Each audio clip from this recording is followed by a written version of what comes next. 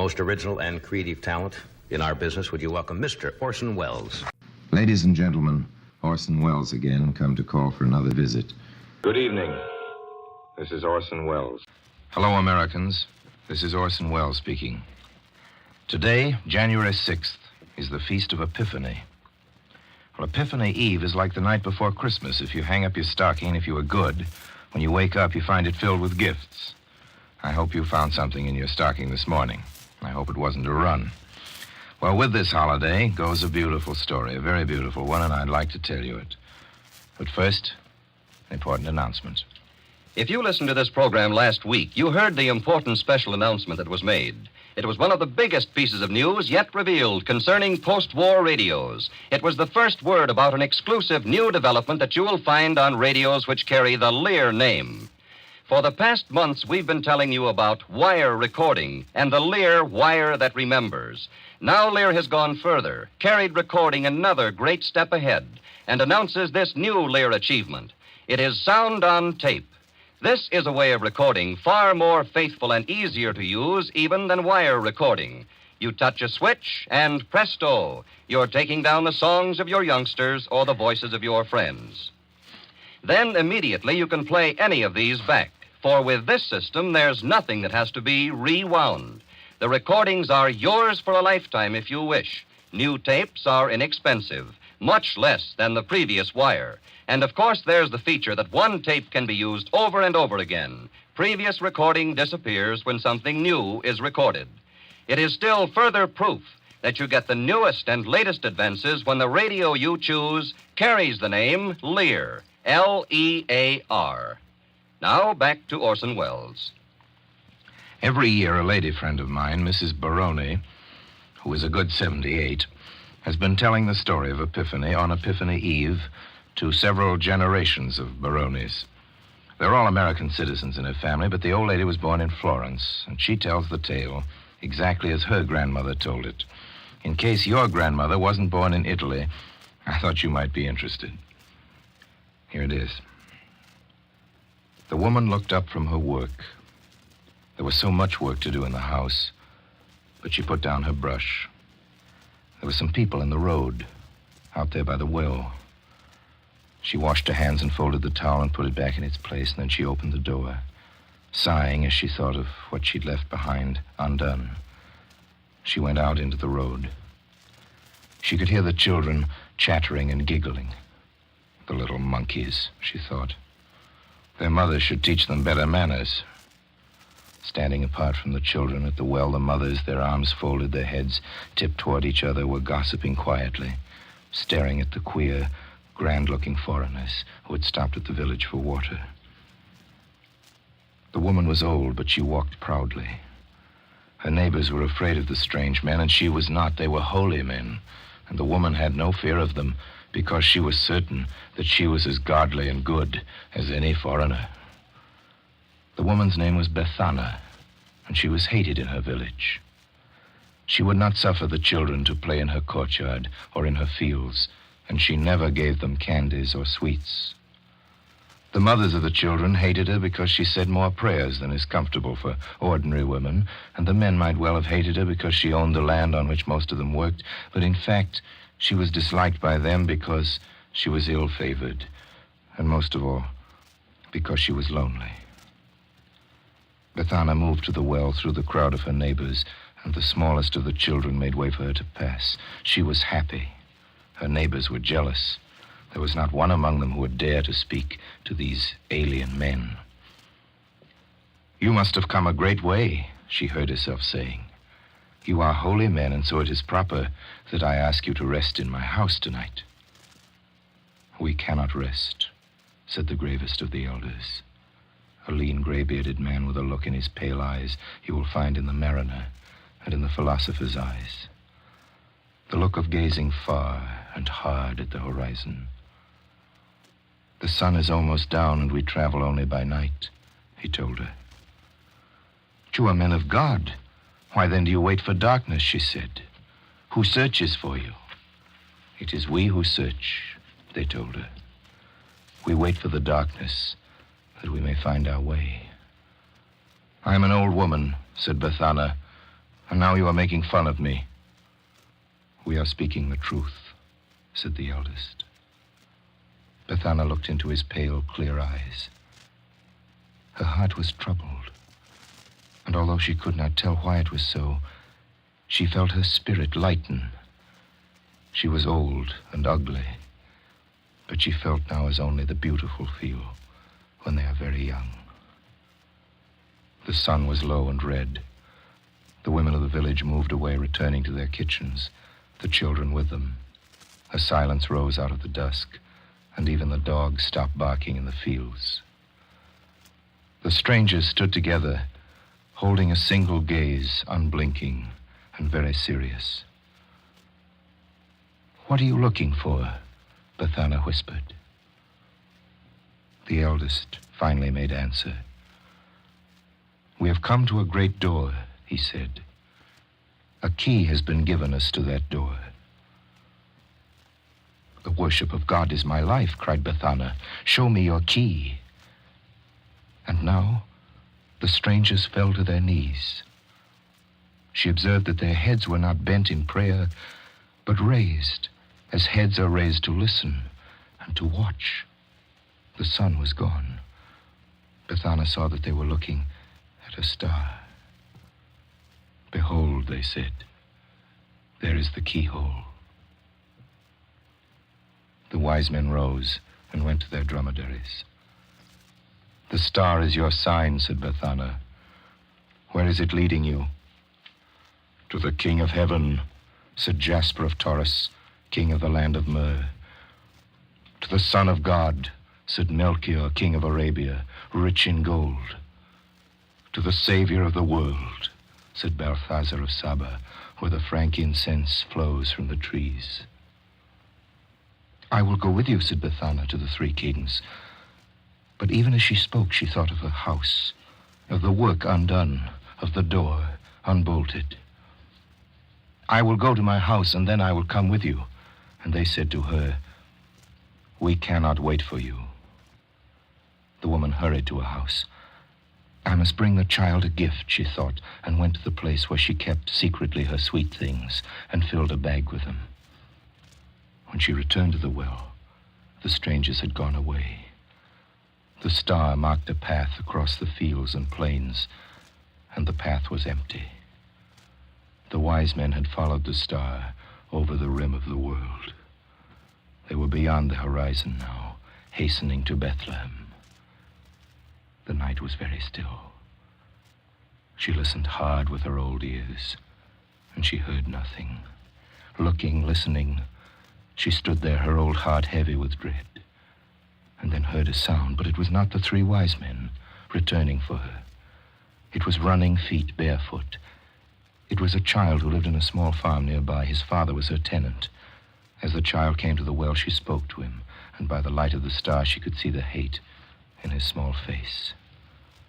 He turned away and ran toward home across the fields. She called out to him. She called again. Because he knew that Bethana was to be feared, he stopped. She crossed the open place to where he stood. She had been holding the candies to her breast, but now she gave the candies to the child. And it was the first Christmas present. It was also the first gift Bethana had ever made. That was 2,000 years ago. And she has been giving presents to little children ever since. Or so the story goes. That's just the way I heard it from old grandmother Barone. The word Bethana, or Bethania, it's just an Italian way of saying Epiphany. And after the kings had brought their gifts of gold and frankincense and myrrh to the stable in Bethlehem, they gave their riches to the poor and afterwards lived only to preach the gospel of peace on earth and the tidings of great joy which shall be to all men. They were martyrs to their faith, and the three buried together. Their bones were moved many times to Constantinople, to Milan, that was during the First Crusade, and later northward again to the city of Cologne. The church burned to the ground, but their bones were saved. And when the new cathedral was built, its gold heart was a shrine to the sacred relics of the three wise travelers. Well, now one of Mrs. Barone's grandchildren fought for peace on earth at the very gates of the city of Cologne last year, and after he took the city, he didn't forget to go to the cathedral. And I heard from old Mrs. Baroni that he wrote her a letter back home telling about how he'd visited in Germany the tomb of the 3 wise men of the East. He didn't forget his grandmother's story. His little brothers and sisters heard it last night. They all hung up their stockings, and I hope this morning that they found that Bethana had remembered them. As the story goes, the people of Bethana's village never saw her again because she started off that night on a long journey.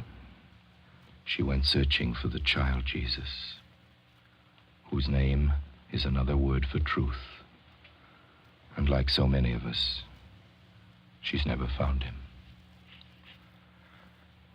And now your attention, please, for an interesting announcement. Today, Lear Incorporated is repeating one of the most interesting announcements yet made in the world of post-war home radios. It is the news about sound on tape, a remarkable achievement that makes recording more faithful, more convenient to use, even than wire recording. The minute the recording is made, it can be played back, for there's nothing that has to be rewound. This newest feature of Lear radios has been under development in the Lear laboratories for months. Now the story can be told, and soon you will be able to enjoy it in your own home. This new Lear recording will be in several models of the Lear radios. Together with television, FM, and shortwave, it will be a feature of the fine console phonograph combination that leads the line and sells for about $500. It will be in sets that cost far less. It is another instance that whatever will improve your radio satisfaction will be found in Lear radios. And no matter what price you pay, whether it's for the top model of the fine $19.95 table set, you can be sure of this, that you are getting the newest and the most for your money in a radio built by Lear, L-E-A-R. Now, back to Orson Welles, whose views and opinions are his own and do not necessarily represent those of Lear Incorporated. The big stall is about getting our fighting men back home where they deserve to be. The big stall is still on, and in Manila today, several hundred GIs staged a demonstration with banners and pickets and everything. Mrs. Baroni's boys are finding out that getting back home is one thing and getting a house is another. Every night this cold winter, thousands upon thousands of weary men who helped save our homes for us are sleeping in vacant lots, in empty autos, empty sewerage pipes, or even on the ground itself. I've seen veterans who've set up housekeeping in railway stations, and I've gone into houses where 3 veterans and their wives share a single room, sleeping on cots and on the floor. Why was everything possible in war, and why is nothing possible in peace? One hero asked me last week. He had a Purple Heart. Why are people allowed to build nightclubs and juke joints and hot dog stands when there isn't enough lumber to build houses for people who need them? Are we supposed to live in foxholes the rest of our lives?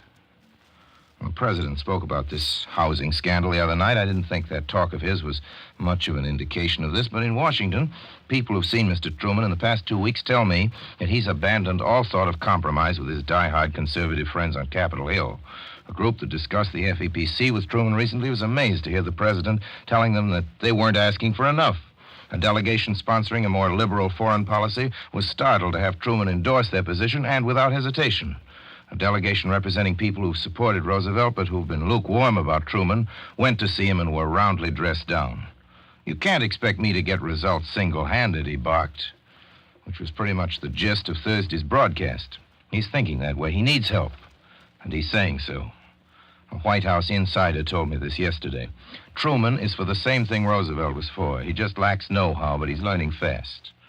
If he got more backing when he tries to take a progressive stand, he'd start producing. Well, my time's up now. Let me come to call again next week, and thanks for this one.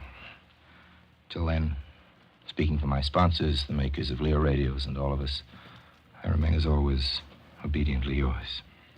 This is ABC, the American Broadcasting Company.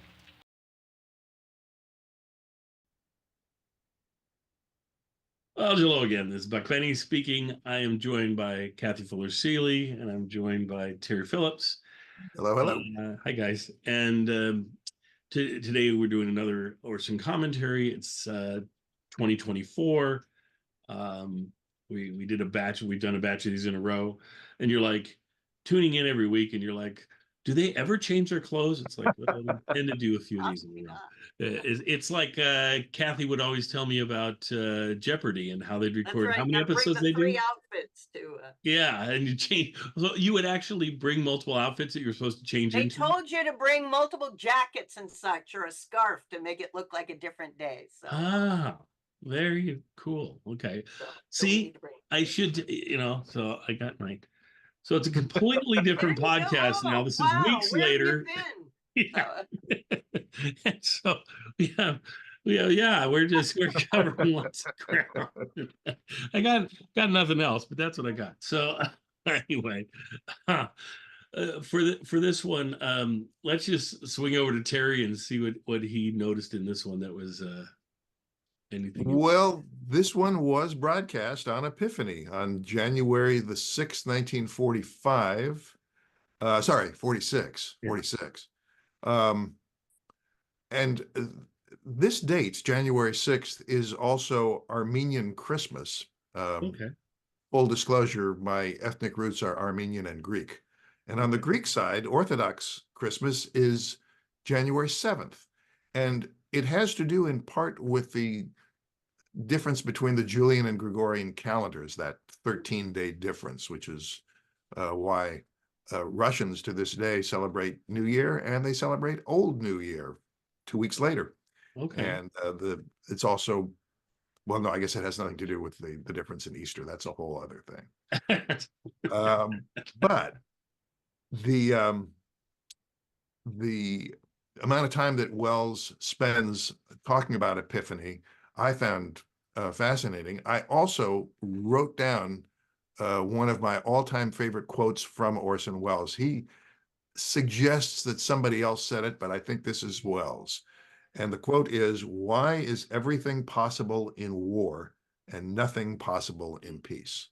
Yes. And that's, of course, a running theme of his commentaries about the importance of trying to find peace in the world. And we can talk more about that if you all like. Well, that one stuck out to me too. I when he said it, I was like, oh, that's really. Yeah, I think that was worth noting.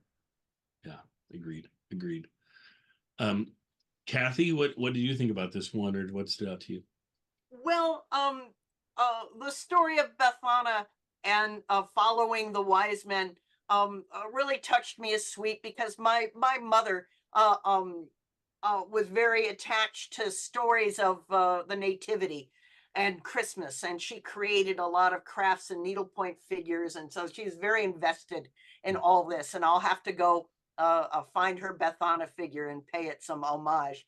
But it's really interesting to think of the long telling of this story about a selfish woman who's tied to her house, encountering the three wise men who are basically giving up everything to go on this long journey, and they never go home, except for, I guess, eventually their bones rest in Cologne. But to pair that, the generosity of the candies, but then giving up your home, compared with the last part of the story, which is about what we owe our veterans, the soldiers who are far from home and can't get home and can't find, that can't get homes and make homes, and that we need to have that same generosity of bringing it back to the U.S. and finding homes for our returning veterans. I thought, in retrospect, was a really interesting compare contrast. Well, and then Orson's, he doesn't directly say it as much on this episode, but it is a theme throughout all of his episodes, or a lot of his episodes,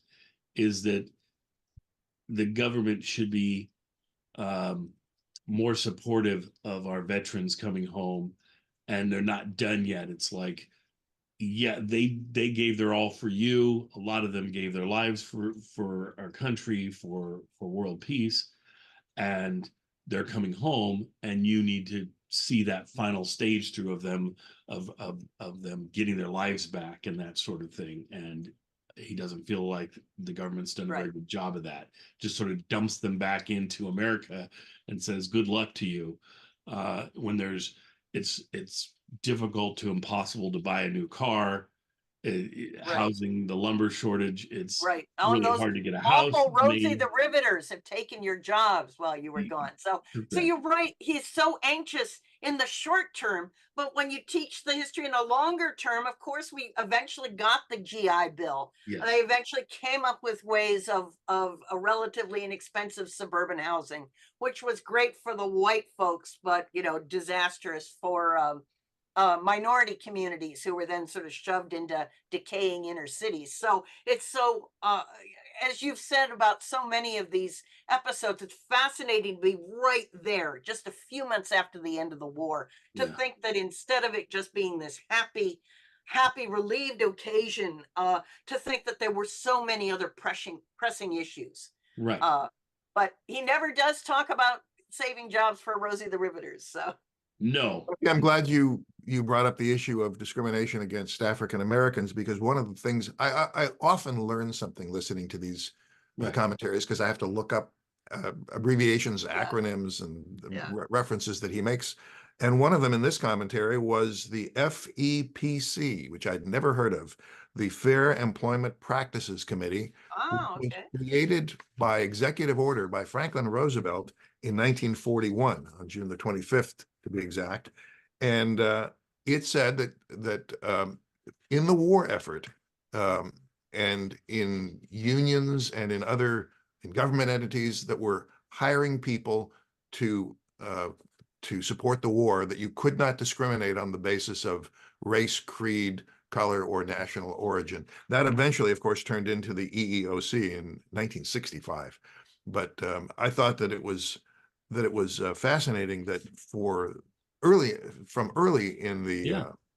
even before the United States entered World War II, that Roosevelt was pushing to protect jobs or make accessible to African Americans employment in support of the war effort. That was the excuse, and that was the only way that he could sell it to the country. Unfortunately, it never was passed into law because it was largely by Southern senators. It was filibustered, and Congress could never put the validation of federal law on that program until Lyndon Johnson, a generation later. Wow. I'm At least, just so glad that Terry says that he learns new things on many of these commentaries. I wish I could learn new things on them, but I know so much already that it just, it reminds me of things. Oh, well, yes, I remember that. I was there. Oh, but last time the Lincoln thing, I remember that clearly being there and watching Lincoln sign the document. Anyway, drinking eggnog and such. yeah, and my eggnog. Yeah. I love my eggnog. So, Yeah. Kathy, you were going to say Oh, something. I was just going to mention that with the promise of this law, even if it was filibustered, companies had so little choice. With 18 million Americans drafted, in the war, they had to take, African Americans, Latinos, women into these jobs. And there's Right. a couple really terrific documentaries about Rosie the Riveters that talk about women of minority groups who are able to trade up from jobs, scrubbing floors and working in restaurant kitchens, to being able to become trained as welders and to get really good factory jobs for the duration of the war. And then the pain for them about all the returning vets here who demand their jobs back and them being pushed back out to the much lower paid jobs they'd Yeah, had because before. it was So, just pretty much thought of, right, that war's over, back to like it used to be. Right. And for someone that's moved their way up to making more money, to having a more prestigious job, all of this, Yeah. it's very difficult to just go, okay, I'll go back to, wash cleaning floors or whatever it is that they did before. And yet they kind of just sort of, as a country, we just kind of expected that to be what happened. Right. There's a lot of ideological push to say, you go home, make babies. Really, Yeah. really, you're taking a job away from a man, a returning serviceman. So it's fascinating. All the first push to get in, leave, your children are in elementary school anyway, or you're just out of high school, take a job. And they would say to the Rosie the Riveters, "Oh, if you're working in the bomb factory, it's like putting together jewelry, or mixing up explosives is like making a cake." Mhm.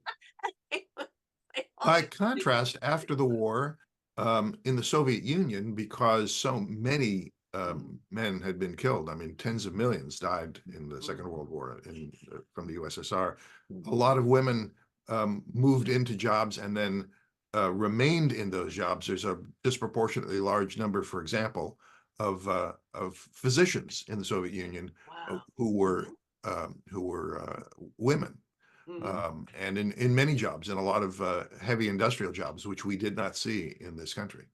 Wow. Not that that's a justification for the USSR. I'm No. just saying by But comparison. it's so interesting to see how different cultures dealt with it, Yeah. because in Different Germany, cultures, but different experiences also. right? Because in Germany, Hitler wanted all the women to stay at home and make Hitler Youth. So Yeah. women were not encouraged to work in Germany. They were supposed to stay home, and Yeah. they were given, bonuses the more babies they spit out. And so, Wow. whereas in Britain, all the men and women had to, everybody had to contribute. So Be a part, it's so interesting that that's maybe one of the last wars in Yeah. which there could be such cultural differences. I pray there Yeah. won't be another world war, but I bet, Yeah. Now, when did every in our people country, will be impacted. when do you think it became like expected or accepted for us to have the double income family where both are working, like the 70s, Dinks. mid 70s? Dinks. 70, I think in reality started in the 70s, but by the 80s, when I was graduating from college, it was kind of the cool thing. But it was, if you look at the economic patterns, inflation Yeah. had eaten up, and wages weren't rising, and inflation Right. was so bad that you had to have two jobs to be able to afford a house and have the kids. And so, just as you say, from this idea that, oh, I'm going to be a yuppie, to now you almost just have to. So Yeah. Yeah. March 25th, 1981 is when it all changed. It really, right then. that's soon after the inauguration of Ronald Reagan. Is that? No, that was January 21st. That Okay. was the day after. 2 months later Of then. 81. Okay. That's when Yes. or it was July 16th of 1993. That Okay. was the day. That was the day. You have the exact date. That's pretty. That was the day. Yeah. Well, I've learned from you to know things. Yes. Very good. Very good. And Kathy has taught me that 16.4% of all statistics are made up. Exactly that. Exactly that. Yes, indeed. See, that's Yes. why you tune in, to learn these kinds of things that Yes. Terry has to share with us. Thank you, Terry. So, thank you, Kathy. Well, is there anything more for this episode? Or are we good? I think you covered on this episode. So enjoy this one. These last 4 or 5 episodes have been kind of different, and he'll be changing direction a little bit going forward, and as he's back in his normal place of recording and everything, back I guess in his house is where he's recording most of it. I would say this would, at the very end, this is one of the last broadcasts in which he's actually nice to poor Harry Truman. So after this, he's going to start dumping on Truman more and more and more. He definitely does. Definitely. And his fondness for FDR just comes across in so many of these episodes, and that's why I'm glad we have the original kind of the, I don't know, tryout for the commentaries or whatever, where he actually has the inauguration for FDR and talks about that, and I think that's a really cool thing, because that's before this. So this is, of course, after we lost FDR. I think all of these take place after that, right? After we lost FDR. Because It's kind of he's interesting starting up that- right at the end of the war with Japan. So Yeah, that's right. Okay. Anyway, thanks everybody, and we'll see you folks next time for more Orson Welles commentaries and our commentaries on the commentaries, which are equally interesting, I'm sure.